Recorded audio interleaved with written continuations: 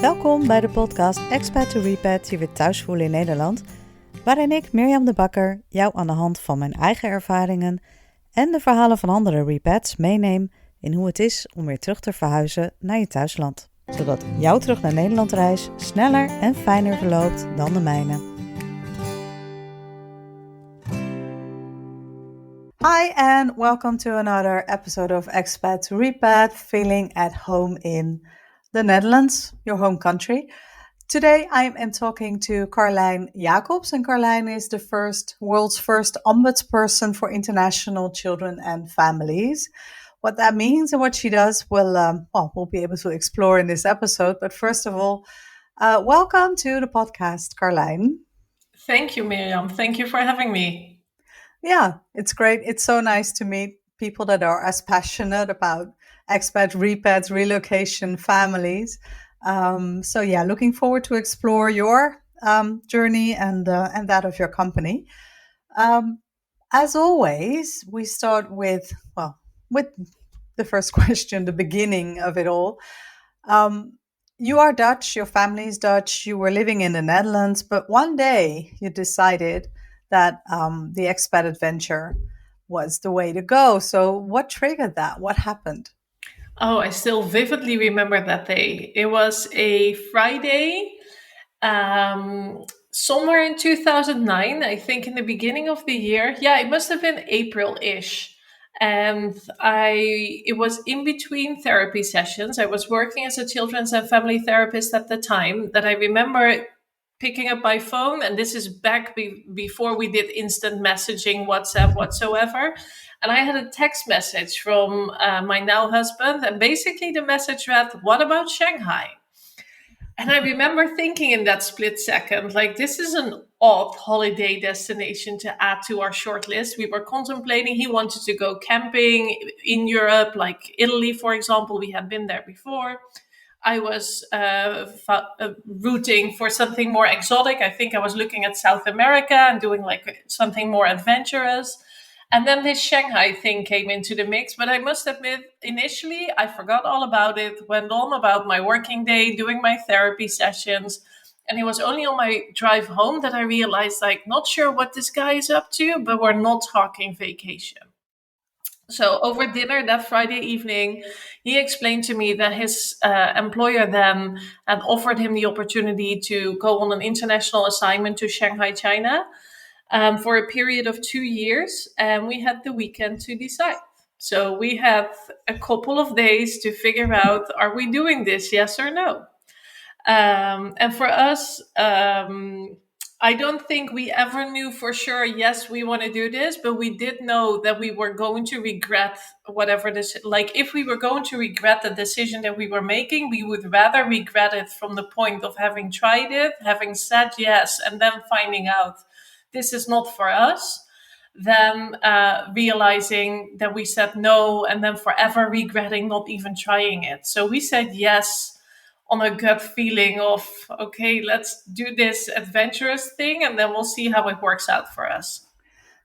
Yeah, that's what happened to us in Pakistan. So I understand the feeling. And also, if it's not a firm no when a question like that pops up, it's also, I don't know, it's a sense of adventure and also a sense of, okay, you and I actually, have similar beliefs in that we, let's try stuff in life and not just go the beaten track.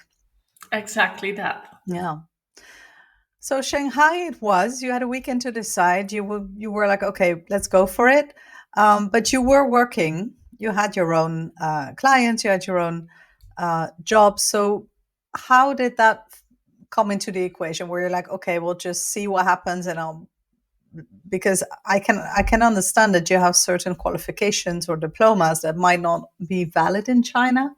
Yeah, we had between saying yes that original weekend and then me actually leaving the country, there was a period of almost another year. The job offer changed a couple of times. It became 2 weeks at one point, then it became 5 months. Having already said yes to the 2-year thing, I did tell my husband to go on the 5-month thing. but that I wouldn't quit my job over a 5-month period of time abroad. We had figured out that I would visit him, which I ended up doing. And I remember thinking on my way back from visiting him in Shanghai, like, I wouldn't be surprised if they repeat that question somehow. I think both of us were sort of sensing with his employer that that shorter assignment that he now committed to was working out positively, and there was much more that he could do there. And we were absolutely right. I think he already had the question from his manager. Did she like it? Do you think we can convince her to come over before Yeah. I landed back in the Netherlands? And that meant that from his short-term assignment, we were now signing up for a long-term assignment, me quitting my job indeed, which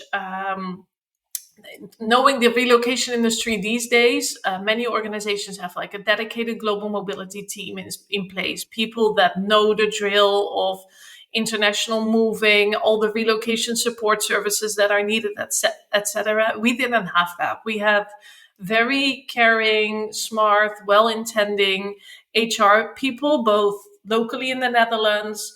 Headquarters in Germany was involved, and then HR in Shanghai too, that were helping us coordinate this move. But it also meant that we had to, by lack of any other words, reinvent the wheel when it came to benefits and other accommodations. So my job, my career was quite an obstacle. And I mentioned just now my now husband. When we left for Shanghai, we weren't married. So I wasn't qualified for a dependence visa. Mm. And I'm not even sure if we thought about getting married for the sake of obtaining that visa, but what we ended up doing was finding career prospects for me. My original plan was that I would study Mandarin and then traditional Chinese medicine, which would allow me to go to China on a student visa long term. Yeah. That was the original plan. I'm saying that because that's not what ended up happening. Did you learn Mandarin, by the way? In the end, yeah. Yeah. Okay. So yeah, a little bit. When every now and then here in the Netherlands, it's a thing that a lot of snack bars are owned by Chinese entrepreneurs, and every Yeah. now and then I find myself waiting for my order of French fries and a snack, and these people behind the counter are conversing in Mandarin, and I can pick up quite a fair bit of that conversational Mandarin and make sense of it. So Okay. yeah, that's like a little inside joke I have with myself then. Yeah, exactly. Yeah. You never ever comment though, because that takes the fun out, out of it all. Exactly. Okay. So in a way, you had a pretty great pre-visit. If you visited him when he was there for the 5 months, it was, I think, a non-stressful way for you to find out if you actually liked Shanghai. Absolutely. Yeah. Yeah. I remember back to that weekend that we originally said yes, not even knowing what a city like that would look like. I mean, I knew Shanghai, or I knew about China. I think my best impression of the country was through Mulan, the Disney movie. So obviously you Okay. know that that's not representative of what life in China is really No. going to be like. So having that chance to visit him after he had been there for a couple of months, so he kind of knew his way around. He knew how to navigate the city. He knew some good restaurants. He had a bit of an expat network of friends that he surrounded himself with. So I think I got a fair tasting of what living in Shanghai would look like Yeah. if we were to go together. So you ended up going, and how long did you end up staying? So we ended up going for that 2-year assignment that was sort of the original offer. Mhm. In that 2-year period, I found out that the traditional Chinese medicine route wasn't working. I think there's a hilarious mix up that happened in that space. So my husband explored that career, that university for me. Being able to take up those classes in Mandarin was a prerequisite, and they offered their own language program. So my husband had asked them, like, if she takes the Mandarin program, will she able to study? And they answered to him like, yes, maybe. And my husband's reasoning was, well, Karlijn's pretty strong with languages. If they say maybe, then for her it will be a yes. We found out the hard way that most Chinese people, when they say maybe, it's a very friendly and subtle way of saying no, No no way. way whatsoever. So a couple months into my education, I had to take a change of direction. I found myself employment, originally as a therapist, later as a clinic director in a multidisciplinary international setting. And that was actually working out so well that by the time the finish line of that 2 year assignment was approaching, we signed up for, I think, originally for another year extension. And then when they asked us again, we negotiated that we were looking to expand our family. We had kind of set that on the back burner because we were living abroad. And that if we were successful with the family expansion thing, then we would qualify for additional benefits.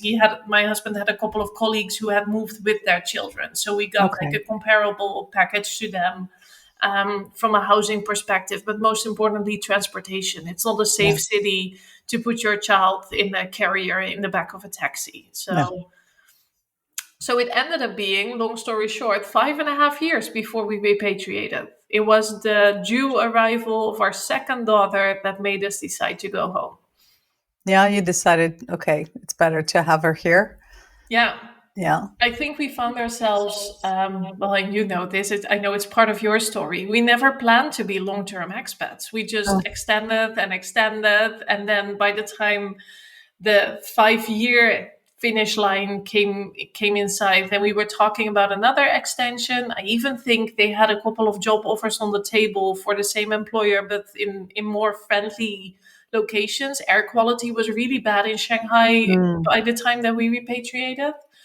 And we found ourselves in a place where we realized that we were either going to be long term internationals or we were going to raise our children in our home country. And we decided to do the latter. We just, out of my experience working with internationally mobile families, knowing how difficult it would be, knowing that the chances of me working next to having two young children at home would be very slim if we were to stay abroad.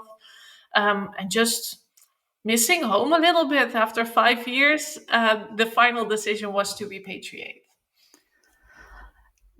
do you think you could have been swayed if they'd offer you, I don't know, New York or, some fancy destination? Or was that a factor at all? Or was it really also like, I actually want to go back to my home country and be closer to family? Sydney was on the table, Mm, and we had the chance to visit Sydney. I mean, in the Netherlands, you usually say that like Sydney, Australia, or New Zealand is like the other side of the globe because mm, there's not much further you can travel. But when we were in Shanghai, we were halfway there. So we yeah. actually had the chance to visit Australia while we were living in Shanghai. And Sydney was one of these places. Actually, it was Melbourne for me, but my husband Yeah. really liked Sydney, and it was one of the opportunities that we could have pursued if we wanted to. I think we were very, very serious about that one for quite a while. I think it took us months contemplating, are we doing this? Well, we'll be further away from friends and family. Like you can't, Yeah, there's Shanghai, that. you could visit for the weekend. It would be a bit of a crazy adventure, but you could do it. It was a Yeah. direct flight. By back then, you could fly over Russia, so it was a 9 hour flight. It's much longer now. Um, and we realized like okay, we were contemplating leaving Shanghai because of missing friends and family and wanting to give our children a more deeper relationship with loved ones back home. So that's what eventually swayed us Yeah, to going home, but it was a tough decision. it is. Yeah.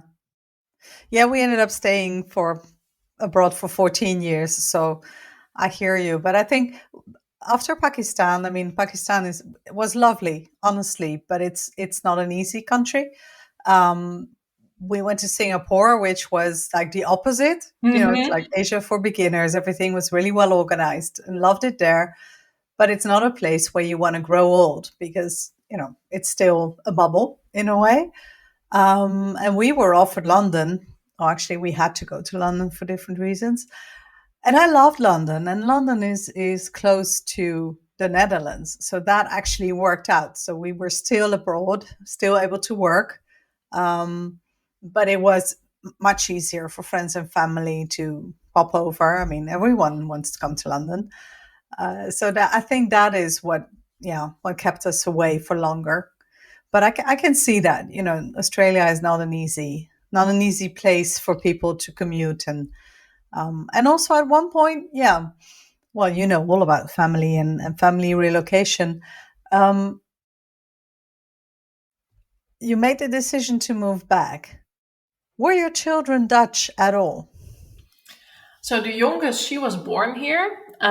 She considers herself more Dutch than the oldest. My oldest daughter, even though she was a toddler when we repatriated, so her Mm, active memories of Shanghai are very limited.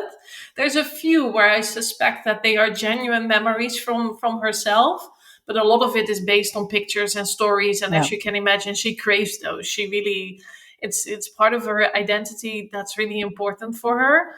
And with the right audience, she will tell people that she's half Chinese. And then we get funny looks because she's blonde as I am. So people are then wondering, like, is this like a gene thing? Or yeah, where we then explain that her father also is a Dutch passport holder, a very Dutch guy. But it's her being born in the country, her being raised in an environment so different from her peers in the Netherlands. Yeah, for her it's part of her identity, and she'll always have it. Like whenever we recently had to renew her passport, and then it will state like you were born in Shanghai, yeah, China. yeah. Did you ever visit with her? Not yet. Okay. It's We haven't formally made plans yet, but we're looking to do that in the coming years. She's transitioning into secondary education now, so that Okay. helps. That adds a bit of Yeah. flexibility to her schedule. I think originally we were hoping to go sooner, but then we had COVID in the mix. That just made Mm, everything complicated. Especially China was not a region that was easy to visit at the no. time.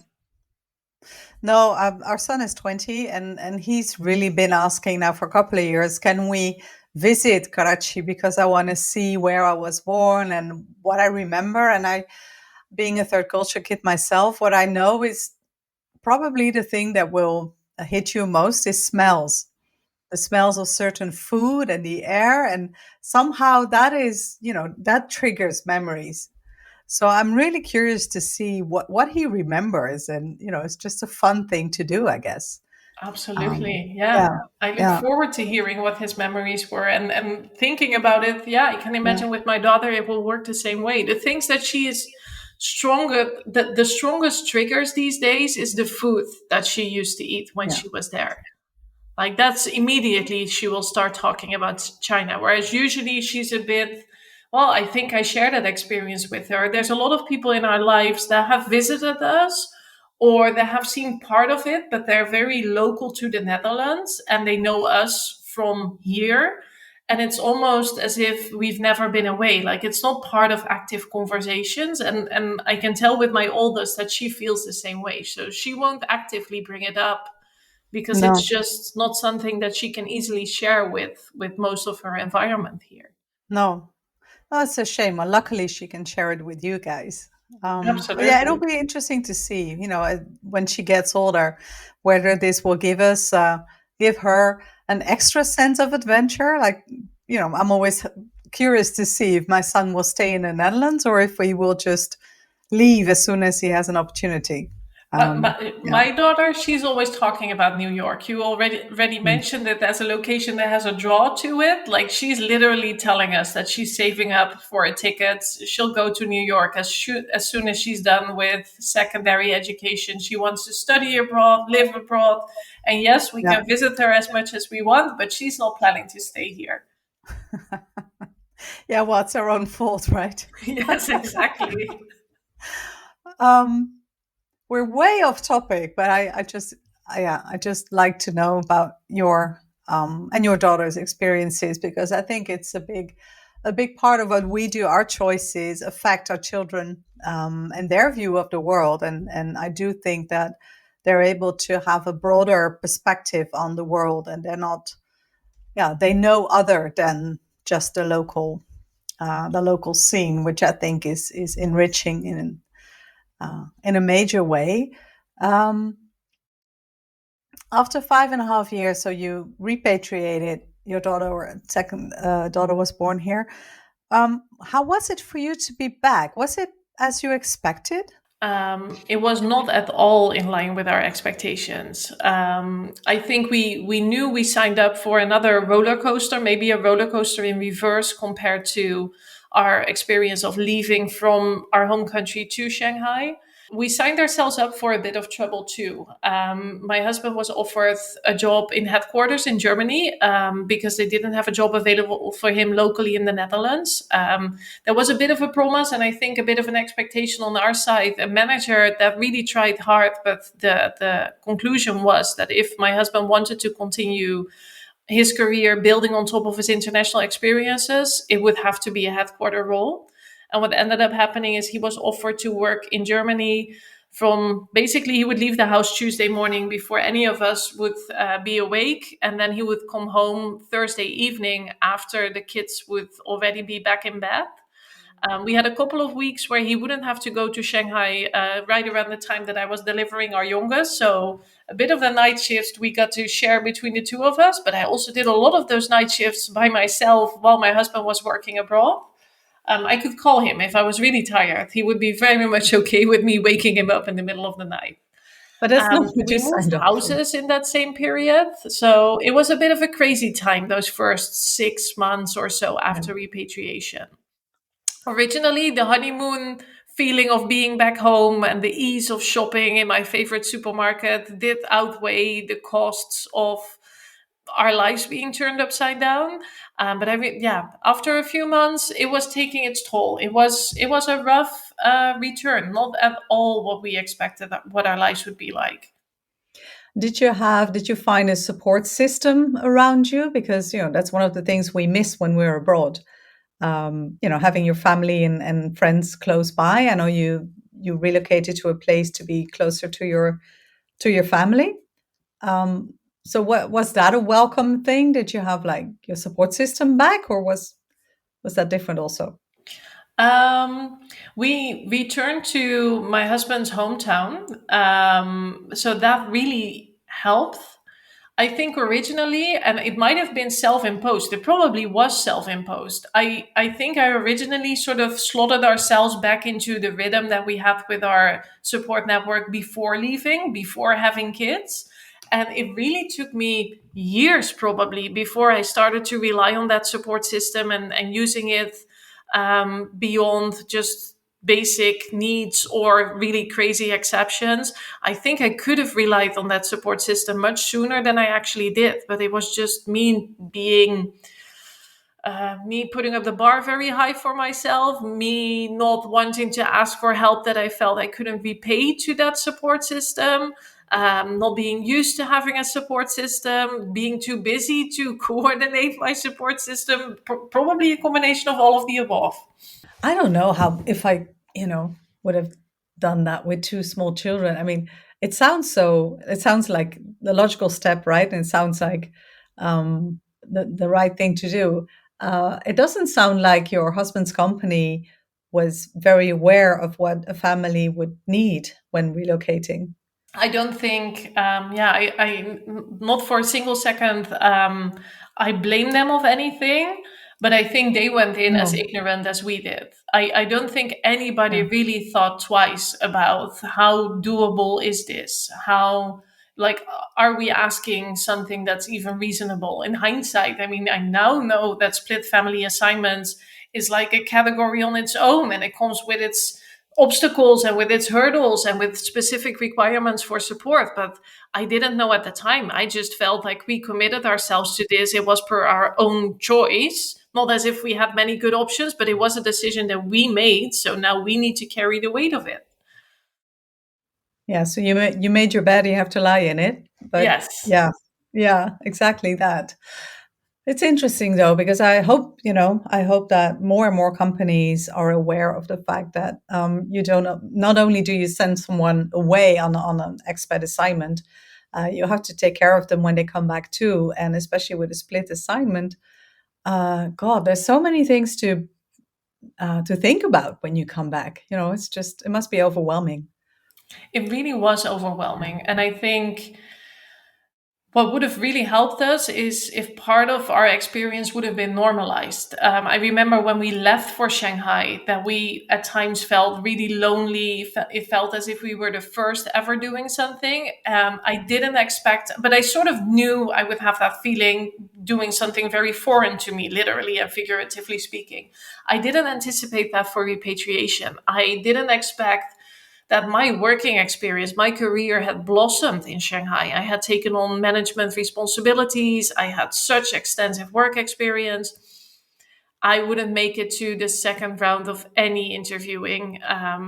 I don't even remember how many job applications I sent in that first year, where I would just get stuck. Like at one point, I was applying for jobs that were below my original qualifications before I left for Shanghai and still wouldn't be invited for interviews. It was not what I expected.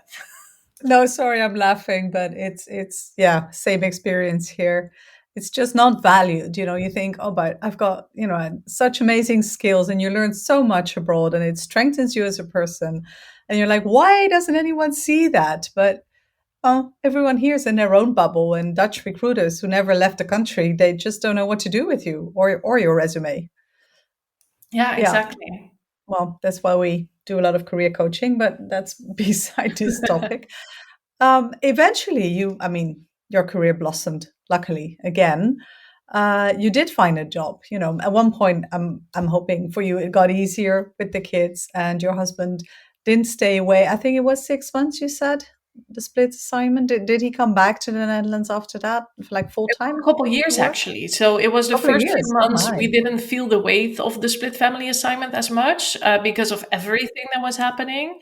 I would have to look it up because I don't know exactly how long it took, but I think it's been 3 to 4 years before we had him back home. Like it was almost as if that was like it's a repatriation on its own. Him Yeah. coming back from that split family assignment, being with us figuring out our family dynamics between the four of us. It was actually close to COVID, so it must have been almost 4 years. We had a couple months of normalcy, relative normalcy, but normalcy, and then COVID hit, and everybody's life was turned upside down due to COVID, of course. That takes a toll on your relationship as well, because, for years you're kind of managing this split situation, and then all of a sudden COVID hits and you're just stuck together 24 hours a day. That's interesting. It definitely was an interesting time. I do think it really helped us. I think it gave us time to find a new rhythm under unusual circumstances. I think almost the Yeah. lack of normalcy of COVID helped us to go back to that original team power that made us sign up for that Shanghai assignment. Like, okay, here's another crazy adventure, but we can do this. We've done crazier than COVID. And the kids must have loved having daddy back full time. Absolutely. Yes. Yeah. Yes. Yeah. So interesting. So in terms of your career, how did that develop, or how did you manage to get that back on track?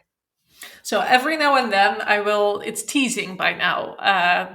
Back in the days, there's been days that I would hold it against my husband almost. Like, because of your career, I had to restart mine 2 times.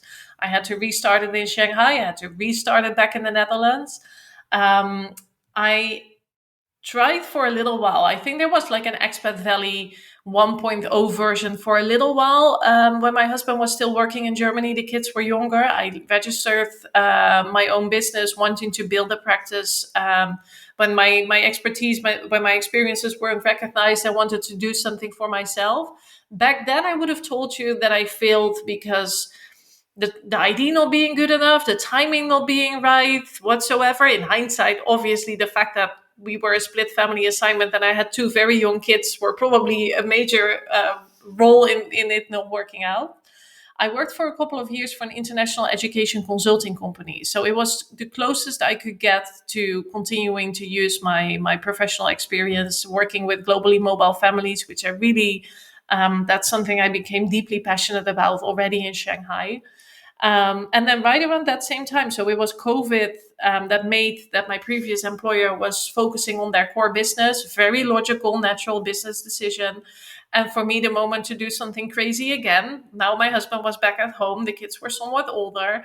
And I sort of took the decision again to start that own business, that's now called Expat Valley. Take a leap of faith, do a relocation service company in the time that the whole world was, all borders were closed, which probably We'll wasn't stand ideal still. timing, but it felt like the only option I had at the time. The longing to build the company that I felt was so needed to be around for families that are facing all sorts of challenges that are very normal. They're a very normal part of the equation of moving to another country as a family.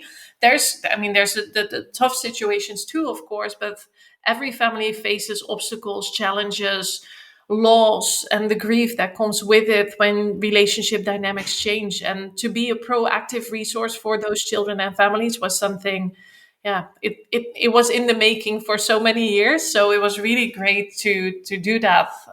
Yeah, that was back in 2021. It's been 4 years since.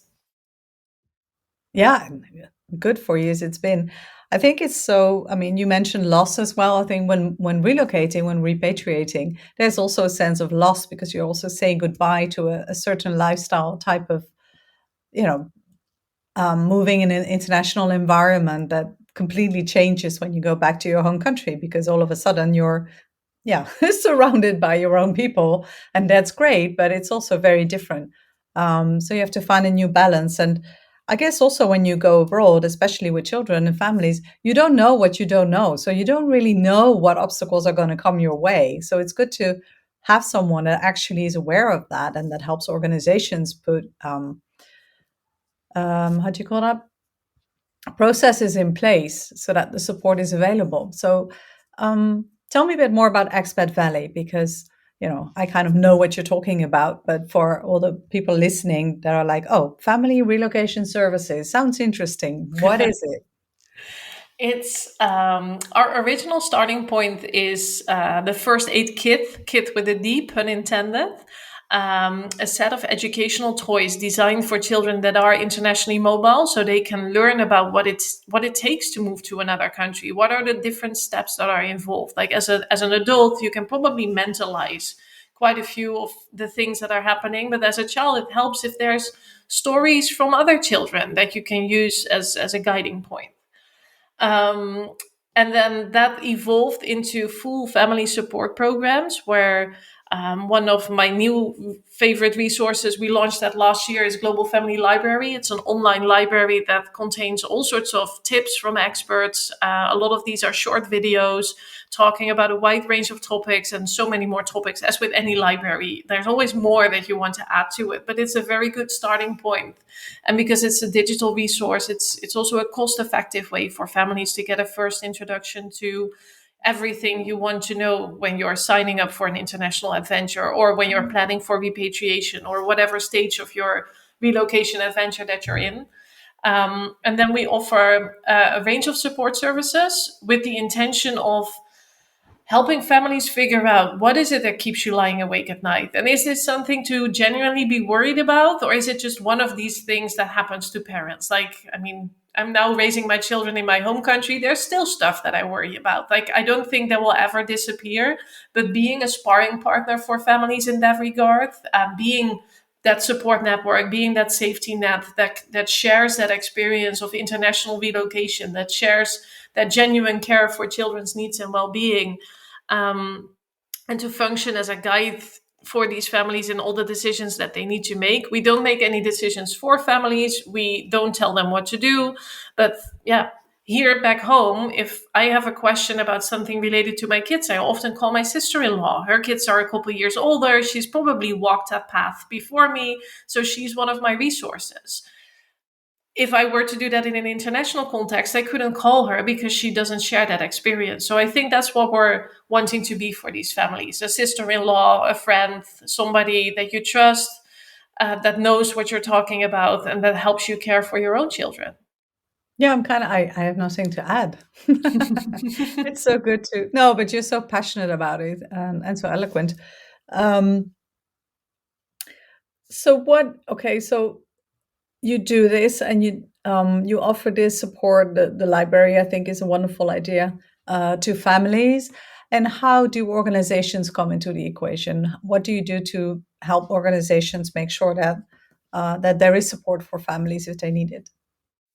So looking at the relocation industry, looking at our own international relocation back in 2009, 10, we had all sorts of support in place. We had people helping us with finding a new home. We had at one point, we would help that they would help with setting up a bank account. They would get our TV installed, like all sorts of stuff that's really complicated to figure out. But I don't think I would have repatriated over the TV not working. What I would have repatriated over, and we had that experience at one point. When I was pregnant of our oldest, we had an issue with a laundry machine, and it was never about the laundry machine. It was about feeling unsafe and unsupported in a very unfamiliar environment. And I remember telling my husband, like, if we can't resolve the laundry machine thing, I'm not having a baby here. It wasn't about the money of the laundry machine. It was just about that feeling of we need to be able to rely on something or somebody if something goes wrong. My husband's employer did resolve the laundry machine situation. And that was the one thing that made me realize, like, okay, if we can rely on an employer as a safety net, not for everything, but just for that first point of we're stuck with something, that's all it takes. We know we signed up for something that we're doing between the two of us, but we need a little bit of help every now and then. Many of the organizations that we work with, pretty much without exception, it's a no-brainer for them to offer support to the dependents of their employees.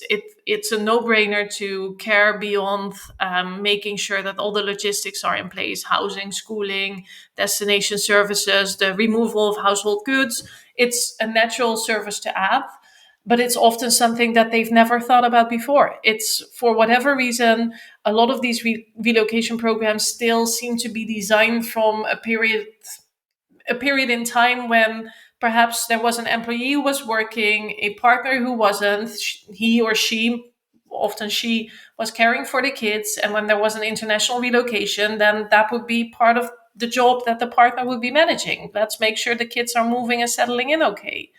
That's not family compositions these days. There's dual careers. There's children moving at different ages. We often find that back then it would be people at a certain level of in a company with certain benefits and compensation in place, that if they needed something, they could purchase it for themselves. That's not necessarily the nature of relocation programs these days. We find people moving with children that experience neurodiversity or have special educational needs. There's more that needs to be organized, perhaps, than back in those days.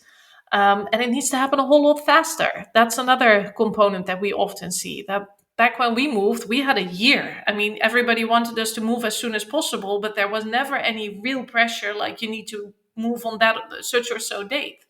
Whereas now, we work with families that have 6 weeks between the date of signing their contract and actually leaving for their new country. Yeah. Yeah, and that in itself is overwhelming enough. Yes. Yeah, no, true. I think we were lucky as well that we had a great employer. Our son got sick at one point, and it was quite complex and quite severe. And I'm still, forever grateful for the company that said, don't worry about whatever he needs, the hospital, whatever. Just make sure that your son is okay, and we'll deal with the rest. And just, it can be a small thing, it can be a big thing, but knowing that if they say that to you, that don't worry, we'll take care of it. Sooner or later, whatever needs to be done, we'll take care of it somehow. We'll figure it out. You don't worry. You just take care of your kid. And especially when there are children involved, that's all you want to hear. You don't want to feel like you're all alone and you have to figure everything out and nobody has your back, because you're already alone. You don't have your support system with you. It's already a lot to take on. So yeah, it's already unfamiliar territory that you're exploring. Yeah. Yeah, my child was born in Pakistan, and the hospital was great. But the doctors all spoke English, because a lot of them were a bit older, and they had their practice and they studied in the UK or the US, and then came back near retirement to their own country. But what I didn't realize is that the nurses didn't speak English. So here I was, first time mother with my baby, and no one to ask, what to do, no one to voice my concerns to. Um, yeah, I think that's the moment when I missed my home country the most. All Mm-hmm. those things that are so normal that you just at one point you're like, okay. And this was before Google could tell you everything new. This was before AI was your your right Your hand assistant, translator, right? yeah. Uh, I remember my gynecologist, two Dutch traditions. My calling name is different from my passport name, but obviously my hospital registration was based on my passport name. And she called me Corolla in line with what she was reading from my file. And then I realized, like, am I going to use the coming months to have this lady learn how to pronounce my Dutch spelled name correctly? Or am I going to use these months to get used to the idea that I'm delivering a baby with a name that I'm not really used to, but is probably the easiest route to go with? So I deliver the baby under my name that I never ever use, haven't used since. But this doctor still thinks my name is Carola. Never corrected her. Poor doctor. Yeah, interesting. So, what are your plans for Expat Valley? So there's big dreams.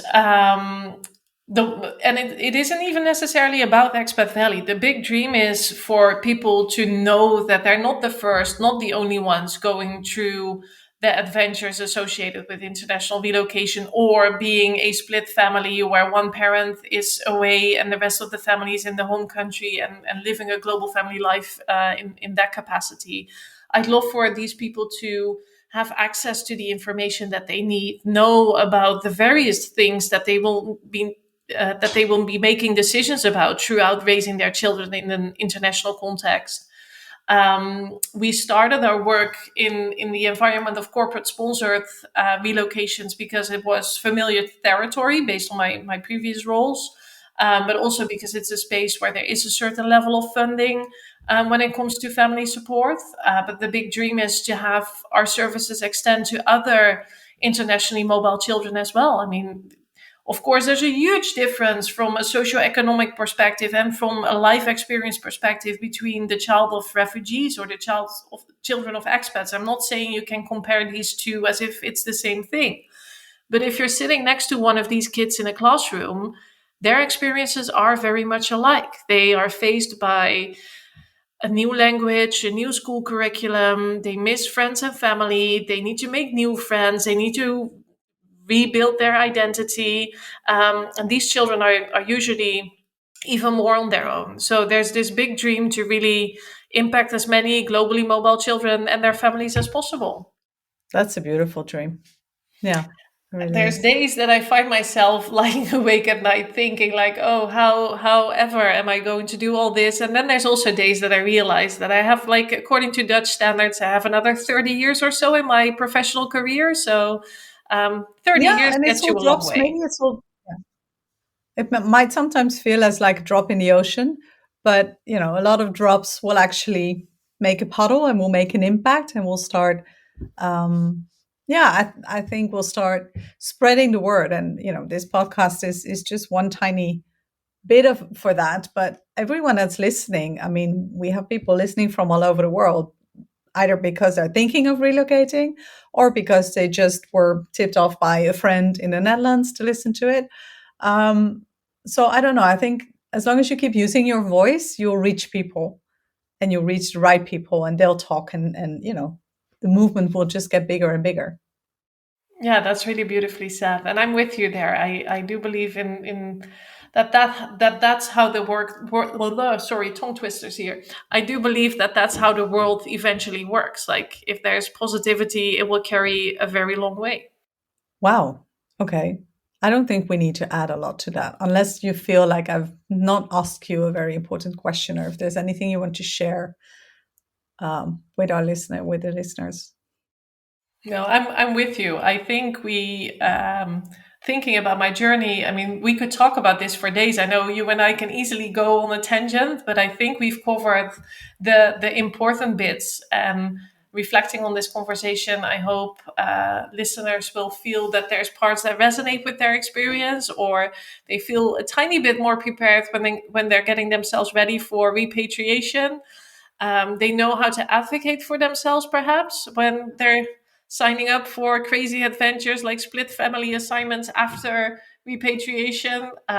I think it's doable. I just would have known. The one thing I would have wanted is that I had known that we were signing up for another thing. I think we thought that we were going back to normal, and that wasn't the case. No, but you created what you need, what you would have loved to have when you came back. I mean, you've just created the library. You've created a space where people can actually figure it out and ask for help and support. So maybe you would never have done that if you went back, if you would have returned to normal. Yeah, you're right. Yeah, you're probably right. What if, right? Yeah, there's a lot of that. Yeah, I share your view. And I also think that part of the reason that I'm still doing this podcast is to let people know that they are not alone. It's quite normal to feel or to have all those feelings because it's something different, because it's, uncharted territory sometimes. And it's okay. I mean, ask for help, ask for support, and don't feel like you're crazy, because you're definitely not. There's just a lot going on. Yeah. Okay. Well, if people want to know more about Expat Valley or about you, what is the best way for them to find you? So there's expatvalley.com, our company website. We try to explain as best as we can what we offer. There's a link to sign up to our newsletter, which we have two actually. We have one for corporate service providers, professionals in the relocation industry, and we have one for families. There's opportunities to book either a discovery call or an Ask Me Anything session, just for people if they want to speak to me or one of the team and get a feeling for what could Expat Valley and our services and products mean for them. And then I'm quite active on LinkedIn, so I'm always open to people connecting with me on LinkedIn and getting to know me and the work, setting up for a virtual coffee through that route. So that's another place where you can probably find me. Well, that's good. I'll put everything in the show notes, so people can always look up and read it. And if you're in the show notes because you want to try and connect with Karlijn, be nice and subscribe to the podcast so that I know that you'll get it every single time, and it helps my ratings as well, which is good, because the more people we expose to this podcast, the bigger the repat and expat community will be, and the better to spread our good work. Wow, it's almost a sermon now, right? Okay, well, thank you so much for checking in today, because it's a holiday week in the Netherlands. So thank you very much for making time for the podcast today. And who knows? Maybe we'll do a part 2 when a lot of new developments have come to fruition. Let's do that. Yeah. Thank you for having me. Thank you. And to all my listeners, thanks again for listening. And talk to you next time.